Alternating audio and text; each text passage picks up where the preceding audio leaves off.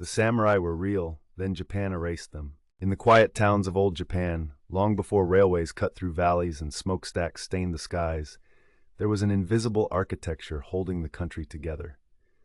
It was not made of stone or wood. It was made of obedience, ritual, and fear. An entire civilization organized into levels so strict that a person's place in the world felt as permanent as the mountains. At the top of this world stood the samurai. To foreigners centuries later, the word samurai would become a symbol, a sword, armor, and a warrior's stare. But in their own time, samurai were something far greater and far more complex than the romantic images that survived them. They were not simply fighters. They were the ruling class. A samurai could carry weapons where others could not, and he could speak with authority where others lowered their eyes. In many regions, he carried the right to enforce law and order directly, sometimes without needing permission. His presence alone was a warning, not because he was violent in every moment, but because everyone understood what he represented. He was the state itself, concentrated into a man with a blade. Japan's military government had shaped this world into stability.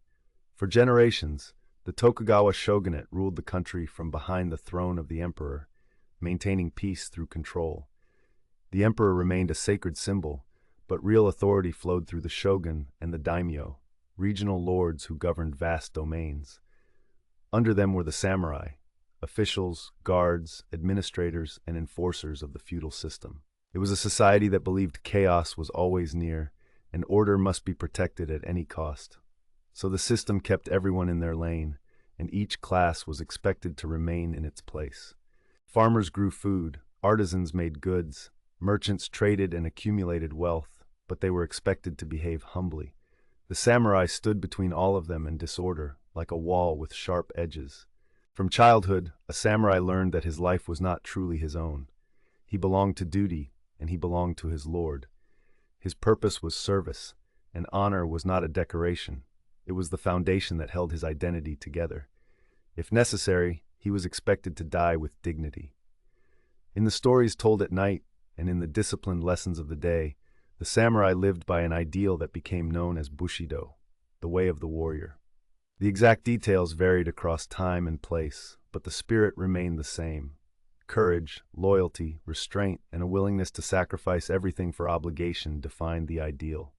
A samurai was trained to speak with precision and move with control. He treated everything as if it mattered, because to him it did. Even in peace, the samurai world was built as if war could return at any second. When you carry a sword every day, you do not fully forget what it means. The blade becomes part of the mind, even if it is never drawn. But what made their world powerful also made it fragile. The samurai identity was not just a job. It was a social category, legality, privilege, and the right to exist above others. And when a society ties your honor to your status, losing your status is not like losing employment. It is like being erased. For many years, Japan seemed frozen in time compared to the rest of the world. That was not accidental, and it was not laziness. It was chosen. The Tokugawa Shogunate had imposed long periods of relative peace after centuries of civil war. Stability became the highest priority, and foreign influence was seen as a potential poison. Ideas could destabilize loyalty, introduce religious conflict, or provoke rebellion.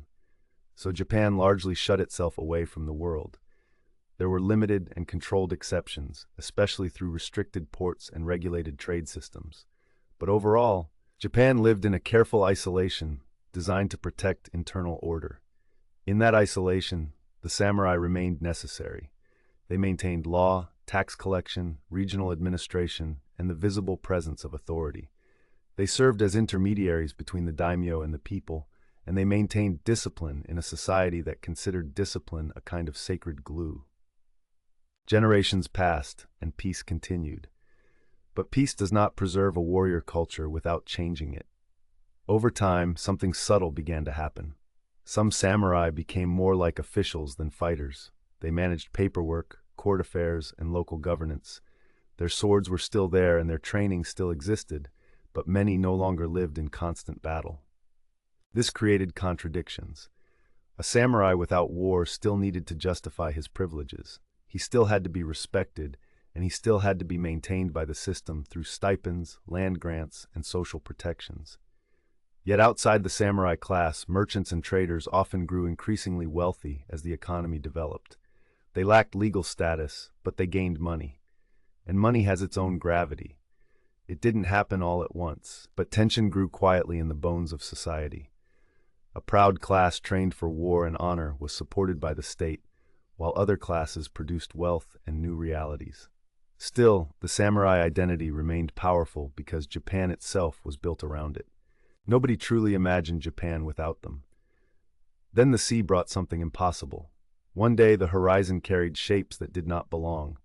The ships were dark and enormous, moving with a confidence that made the Japanese coastline feel suddenly defenseless.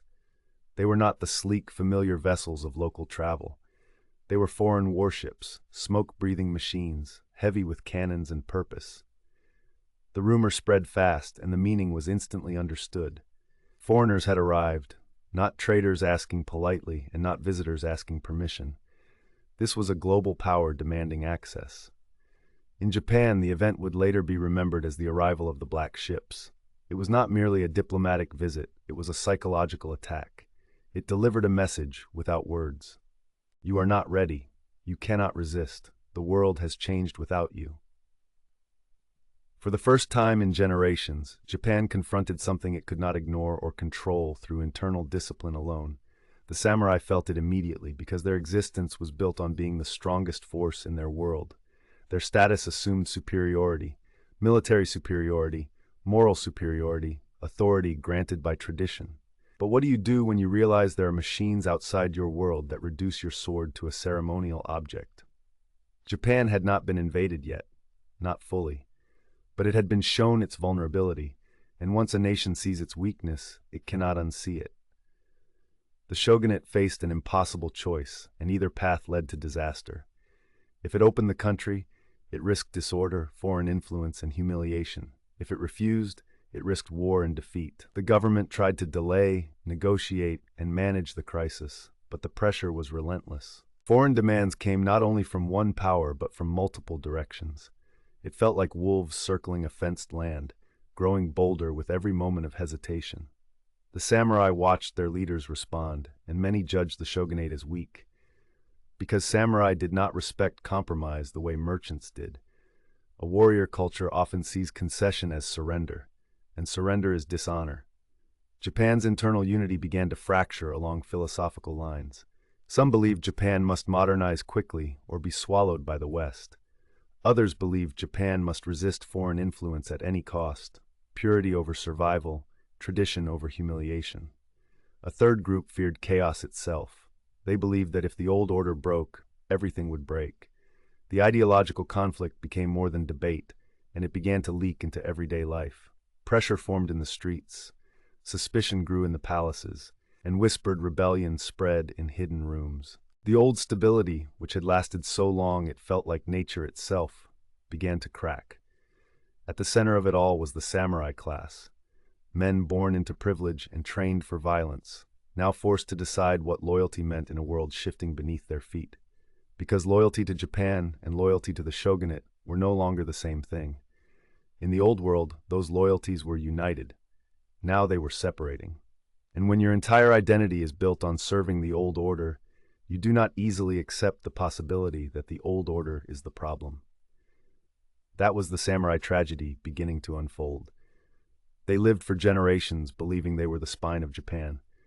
But now Japan was facing the possibility that it needed a new spine. The black ships did not conquer Japan in one terrifying moment. They did something more dangerous than conquest. They forced Japan to see time. They forced Japan to realize the world did not wait. Tradition did not stop progress. And the samurai, once the strongest and most necessary class in the country, might be heading toward a future where their greatest strengths meant nothing. At first, the samurai did not panic openly. A proud man does not admit fear. But behind the calm masks and controlled speech, a question entered the soul of the entire warrior class. What if we are no longer needed? Once that question enters a person's mind, it spreads like fire through the structure of who they are. Because when your identity is your status, and your status depends on a world that is changing, the future becomes an enemy. And in Japan, the future had arrived on black ships. After the foreign warships appeared, Japan didn't transform overnight. It did something far more dangerous. It hesitated. For a time, the country lived in a strange condition, still technically governed by the shogunate, still enforced by samurai authority, yet now painfully aware that the old order might not be enough to survive. That awareness changed everything. It changed the way people looked at their leaders, and it changed the way the samurai looked at themselves. Most of all, it changed the meaning of loyalty. Before, loyalty was simple. A samurai served his lord, and his lord served the shogun. Japan existed as a hierarchy like a mountain, stable, permanent, unmoving. Now a crack ran through the mountain. Outside forces demanded things that could not be handled by tradition. Foreign powers wanted trade, ports, influence, treaties, and access.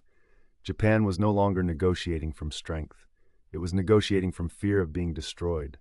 The shogunate responded with policies that shocked many samurai, and each compromise felt like an injury. It began signing agreements.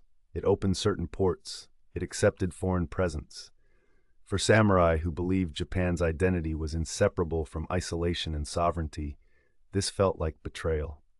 And in that growing anger, a powerful movement formed. Many believed Japan must be purified of foreign influence. They believed the shogunate had become weak. They believed the emperor should take real power back from the shogun. In their minds, the emperor represented divine legitimacy, while the shogunate represented human weakness. And weakness to a warrior culture is unforgivable. The tension became political, and the political became violent. Assassinations happened, foreigners were attacked, and secret meetings multiplied. Forbidden alliances formed in the shadows, and whispers began to sound like thunder. The samurai class itself split. Some remained loyal to the shogunate, believing order mattered more than pride. Others became revolutionaries, believing honor mattered more than stability. Both sides believed they were righteous.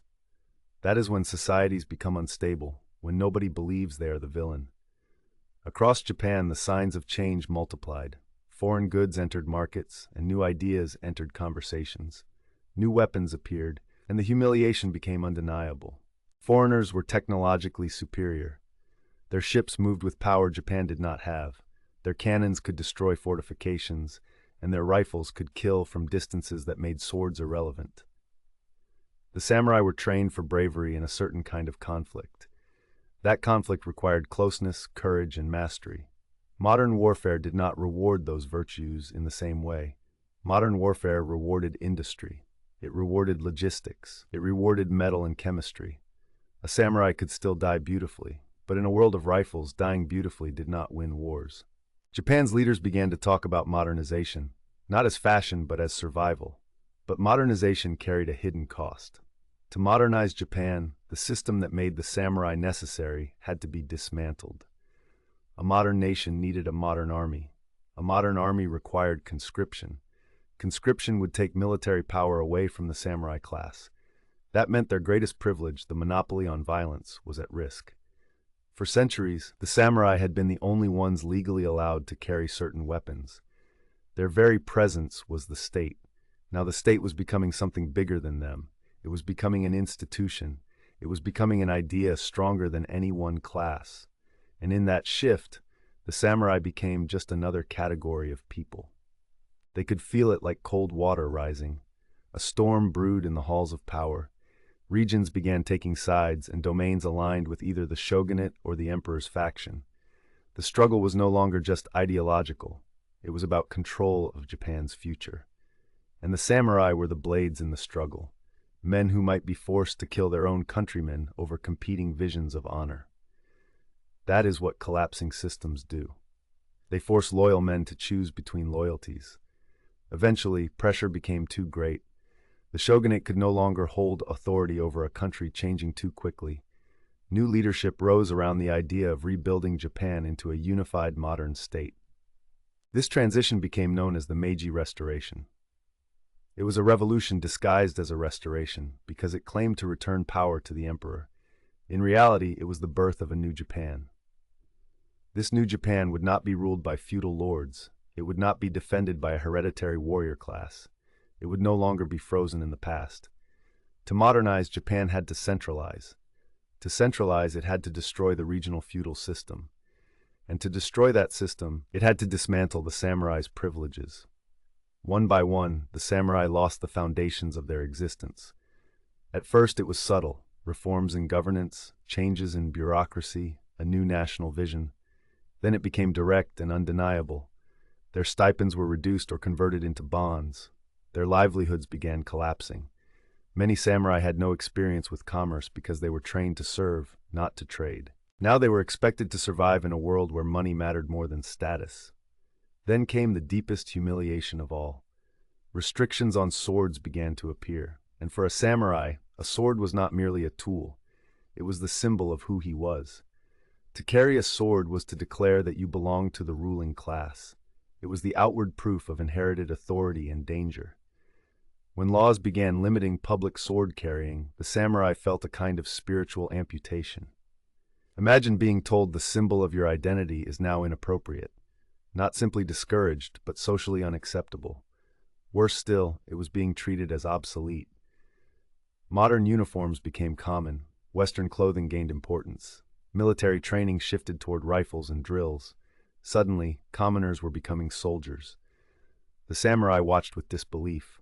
Many could accept modernization if it preserved their dignity. But modernization was not negotiating with dignity. It was replacing them. They were not simply losing weapons. They were losing the story they had lived inside since birth. And when a person loses the story they live inside, they often become desperate. Desperation in a warrior culture doesn't always look like tears. It looks like anger, pride, and the decision to fight even when fighting is hopeless. In taverns and hidden gatherings, discussions spread. People spoke of corruption, betrayal, and stolen honor. Some samurai began seeing themselves not as rebels, but as protectors of the true Japan. That psychological shift always comes before civil conflict. Soon, rebellion became reality. The first uprisings were scattered, small resistances and violent incidents. But the sense of betrayal deepened, and former samurai began gathering around leaders who promised redemption. They were unemployed, humiliated, and spiritually stranded. They didn't want to die. They wanted victory.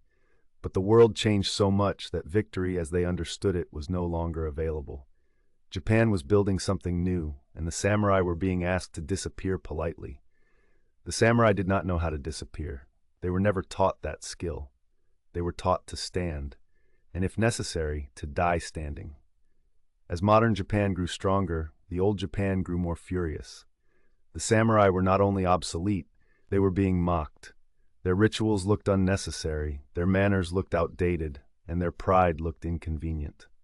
Nothing enrages a proud class like being treated as a nuisance. The samurai had guarded Japan for centuries. Now Japan was guarding itself from the samurai. That inversion shattered them, and deep inside them was a thought they could not escape. If our swords cannot protect our honor, then our swords must avenge it. The speed of Japan's transformation was so aggressive that many people barely had time to emotionally process what was happening. Laws changed, clothing changed, and institutions changed. Even the rhythm of life began to feel unfamiliar, as if the country was waking up in a different century every morning. But no one felt the full force of this collision more than the samurai. The samurai were not simply being asked to adjust their routines or accept a few reforms. They were being asked to change the very meaning of who they were. Because the samurai were not just losing influence, they were being asked to become something they had been trained to despise. They were being asked to become ordinary. The samurai identity had always been built on separation. A samurai did not walk the same way as others, and he did not speak casually. He did not beg, hustle for money, or bargain like a merchant, and he did not endure humiliation like a peasant. He carried himself with the weight of inherited authority. His posture was part of his status, and his silence was part of his power.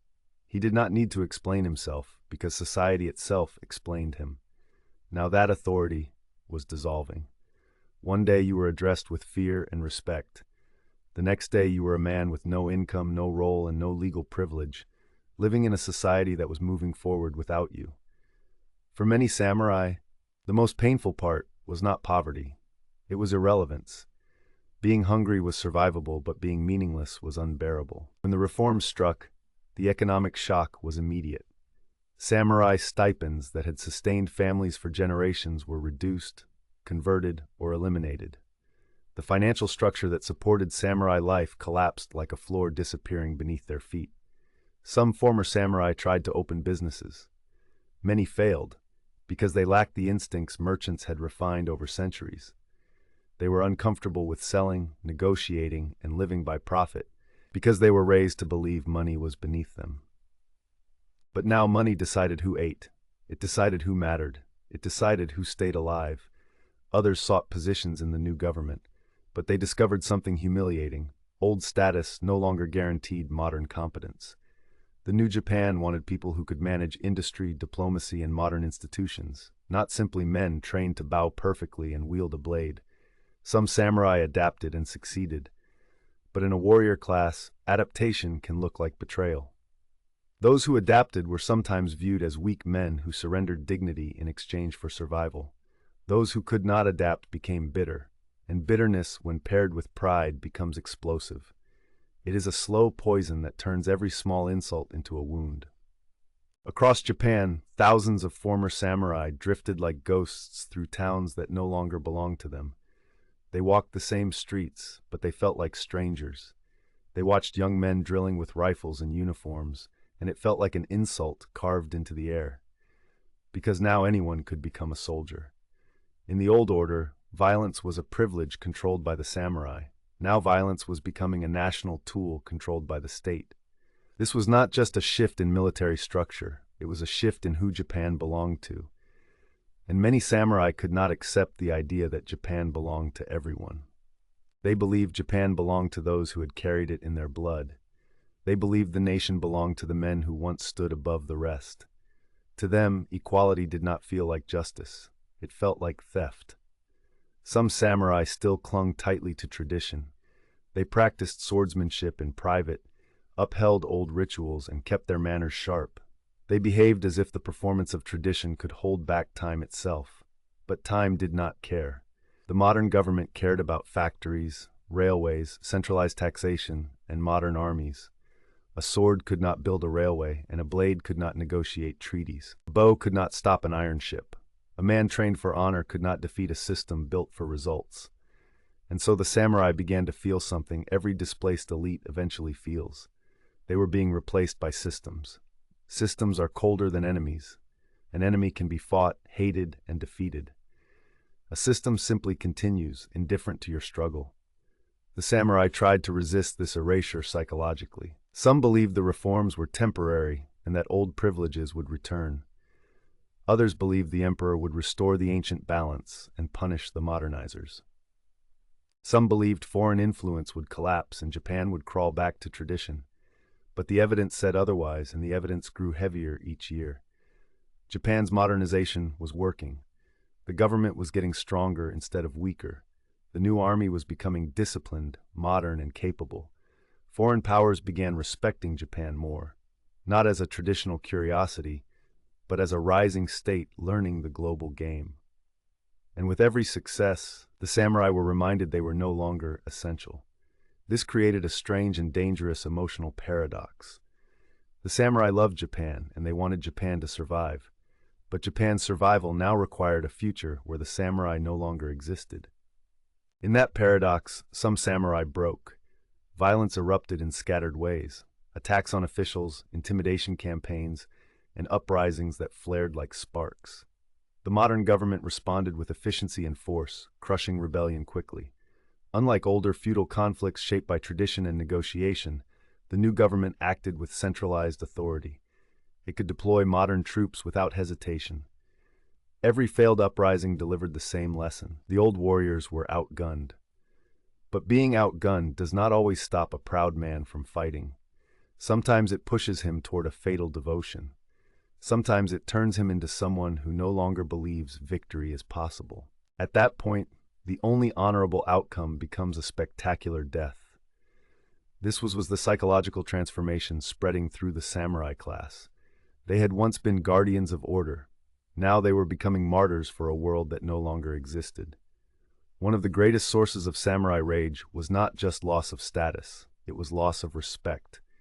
Modern Japan began treating them like something embarrassing, something outdated, something meant for poems and plays. The samurai could handle hardship. They had endured hardship before, and they were trained to accept suffering. But they could not handle mockery, because mockery diminishes. To be diminished is to lose honor. And to lose honor for a samurai was worse than death. Death could be clean, but humiliation lingered. In this growing storm, certain figures began gathering followers. Samurai leaders promised a return to dignity and spoke in the language of restoration.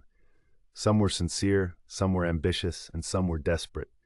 They spoke of saving the true spirit of Japan. They spoke of resisting corrupt modernization. They spoke of defending the emperor's honor, even if the emperor's government disagreed with them. To hungry, humiliated men, those words felt like oxygen. A samurai without purpose is dangerous. A samurai given purpose again becomes unstoppable. The tension continued to build. Japan was modernizing rapidly, and modernization always creates losers. This time, the losers were men trained in violence, raised in discipline, and taught they were superior. Eventually, rebellion crystallized into something larger than scattered uprisings. The moment was approaching when the samurai would decide what they would become. If they could not live as samurai, they would die as samurai, because at least death could not be taken from them. In that mindset, the old warrior class prepared for its final stand, not against foreigners and not against an invading empire. They prepared to fight their own country. And that is the true tragedy of the samurai's end. They did not fall fighting a foreign conqueror. They fell fighting modern Japan. The rebellion that became the final symbol of the samurai's death did not begin as a romantic tragedy. It began as an eruption of accumulated pressure, pride crushed by law, identity erased by reform, and generations of men pushed into a future they did not want. The samurai did not wake up one day and decide to become rebels for excitement. They were cornered. To the modern Japanese government, the rebellious samurai were a dangerous problem. To the rebellious samurai, the government itself was the problem. That is what made compromise impossible, because both sides believed the conflict was moral, not procedural. The rebels were not fighting for a single policy change. They were fighting for a world that had already died. And worlds do not return simply because someone refuses to accept their death. In regions where former samurai influence remained strong, the rebellion grew with quiet intensity. Meetings were held in secrecy, training resumed, and weapons were gathered. Old banners, symbols of feudal loyalty, were raised again as if raising them could revive the entire age that created them. There was a strange beauty in it. Men who had been reduced to nothing suddenly stood tall again. Their posture returned, their eyes sharpened, and their voices hardened with purpose. They were samurai again, not legally, not socially, but spiritually. And for men raised on identity and honor, that was enough. They accepted that they were outmatched. They knew the government had rifles, artillery, and a growing modern army. They knew the rebels had swords, outdated firearms, and skills built for a different kind of battle. But they believed in something stronger than firepower. They believed they possessed the moral right to fight. They believed the new Japan had been corrupted by foreign ideas and had destroyed honor in the name of efficiency. They believed the nation's soul was being traded for survival. In that belief, death did not look like failure. It looked like proof. When fighting began, the contrast between old and new became horrifyingly clear. Government soldiers moved in modern formations, trained to fire in volleys, supported by artillery. Their strength did not come from individual bravery. It came from coordination. It came from technology. The samurai rebels fought like men from another century. Their courage was personal, their honor was visible, and their hunger for close combat remained strong, because close combat was where their skill mattered. They fought with the instincts of warriors, raised to believe the final truth of a battle is face to face. At first, there were moments where their bravery created shock. A charging samurai could still terrify a soldier. A blade could still cut flesh, and a man willing to die can still create panic even in a modern army. But modern warfare does not reward fearlessness. It rewards distance. A rifle does not care how brave you are, and a cannon does not respect your lineage. The rebels fought with the intensity of men who had nothing left to lose. They were not fighting for comfort, wealth, or negotiation. They were fighting for meaning. Because at some point, the rebellion became less about victory and more about identity. The samurai had been humiliated, stripped, and reduced. This was their moment to prove they were not simply outdated animals being removed for convenience. They were the soul of an era. If the world demanded they vanish, they would vanish loudly. They would vanish in a way that forced history to remember them. They would make their end impossible to ignore. The government could not allow the rebellion to survive. If it succeeded, Japan's modernization would shatter. The nation would fragment, and foreign powers would smell weakness and return. So the government responded with full force. Troops closed in, supplies were cut, and numbers overwhelmed the rebels. What began as resistance turned into a tightening noose, and the samurai began to understand something cold and terrifying. They were not fighting a corrupt faction. They were fighting the future. The future does not negotiate, retreat, or apologize. Final battles were brutal. Men fought with swords against rifles, charging through smoke and dirt, trying to close distances designed to never be closed. The ground became soaked in blood and iron, and the air carried the thick smell of an old world dying in public. The samurai kept moving forward even as they fell. They kept pushing because forward was the only direction their identity allowed. Retreat would mean surviving without honor, and survival without honor felt worse than death. Death was cleaner. As the rebellion collapsed, the survivors were hunted, cornered, and eliminated. The last resistance became symbolic rather than strategic, like a final ritual rather than a military plan. It was no longer about winning a war, it was about refusing to kneel, and then it ended. The samurai, once the rulers of Japan, were defeated by Japan. The old world was not crushed by foreign invasion. It was destroyed by national self-reinvention. When the smoke cleared, the samurai class did not just lose a war, it lost existence. Japan's modern government proved it could maintain order without a hereditary warrior elite. The idea of national identity shifted. Loyalty was no longer directed upward toward lords and feudal chains. It was redirected outward toward the state itself. The samurai, as a legal category, were finished. For the surviving former samurai, the aftermath was worse than death. They were forced to live in a country that had rejected their meaning.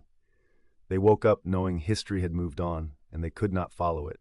They became living relics, and relics do not belong in living worlds. In the cities, modernization accelerated.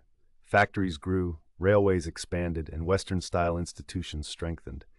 Japan's military became modern, disciplined, and powerful. The country that once feared being swallowed by foreign powers was becoming a nation prepared to compete. And the most painful truth was this: it worked. The reforms succeeded. The modernization strengthened Japan. The nation's transformation became one of the most effective reinventions in modern history. But beneath the success, a moral scar remained. Modernization always demands sacrifice. In this case, the sacrifice was an entire class of people who believed their role was eternal. The samurai had lived by a code that promised dignity. But the world does not guarantee dignity. Sometimes it simply demands that you change or disappear, and the samurai could not change fast enough to stay alive as themselves, so they disappeared.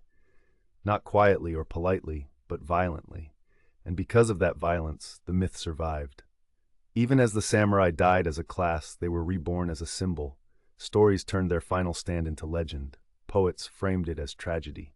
Later generations looked back and saw something beautiful in the end, because humans are wired to worship dramatic sacrifice.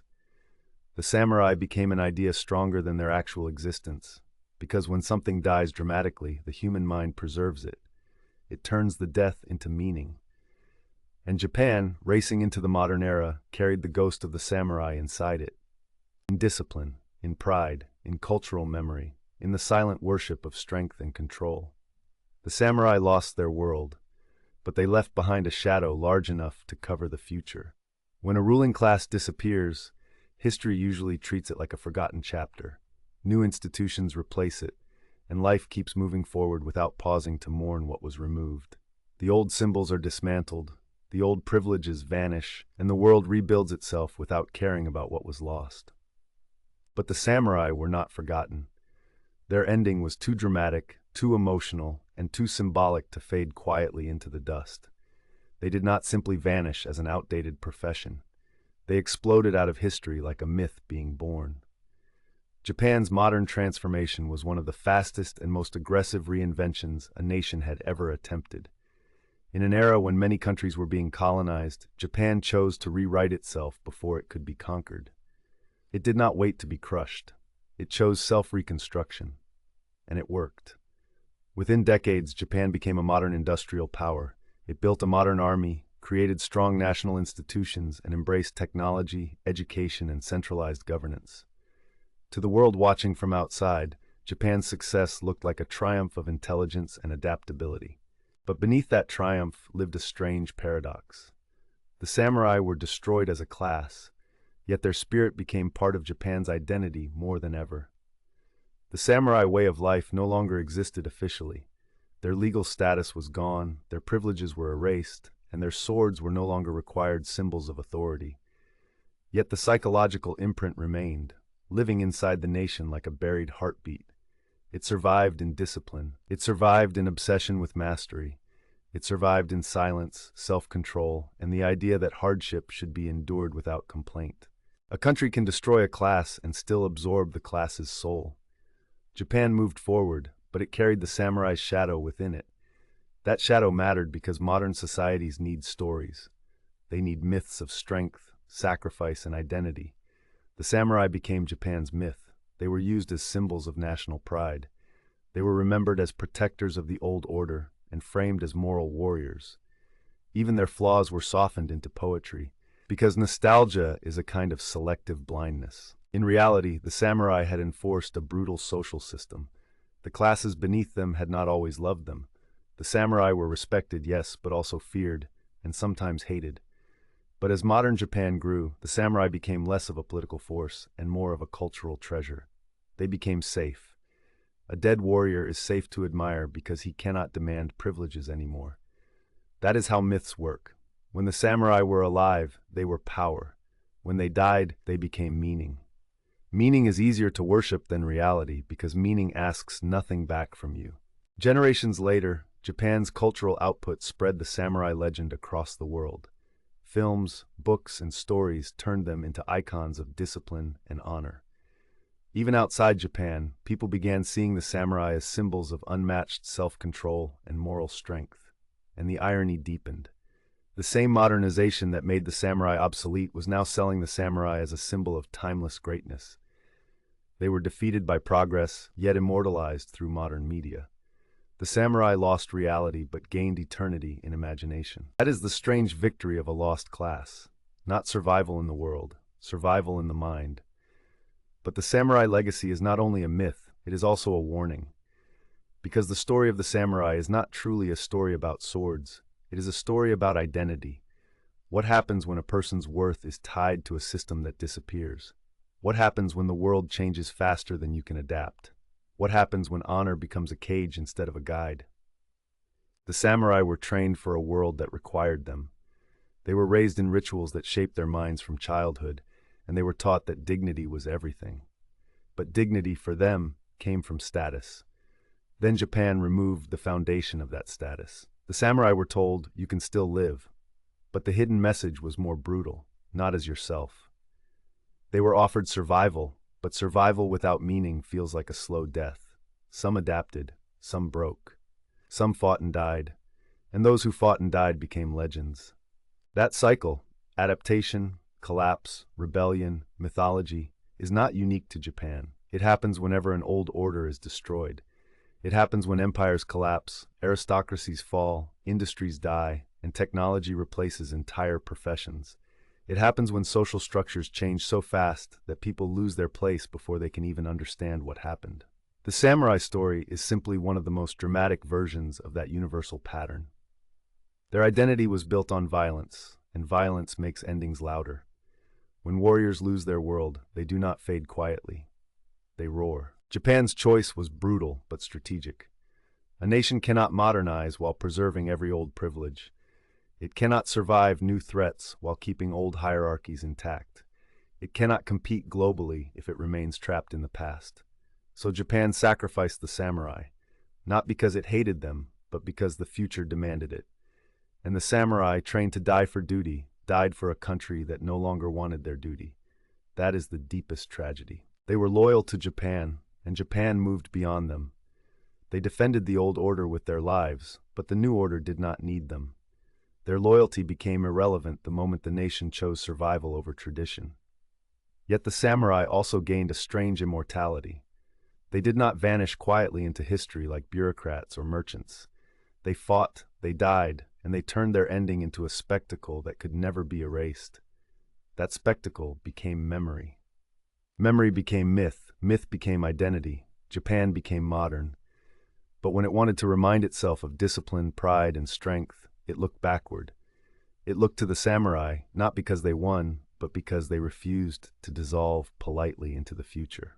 So even in a modern Japan of trains and factories, offices and technology, the samurai lingered like a ghost, not as a living class, but as an idea, a reminder that history does not care how noble you are, a reminder that tradition does not guarantee survival, and a reminder that identity, when too rigid, can break like glass.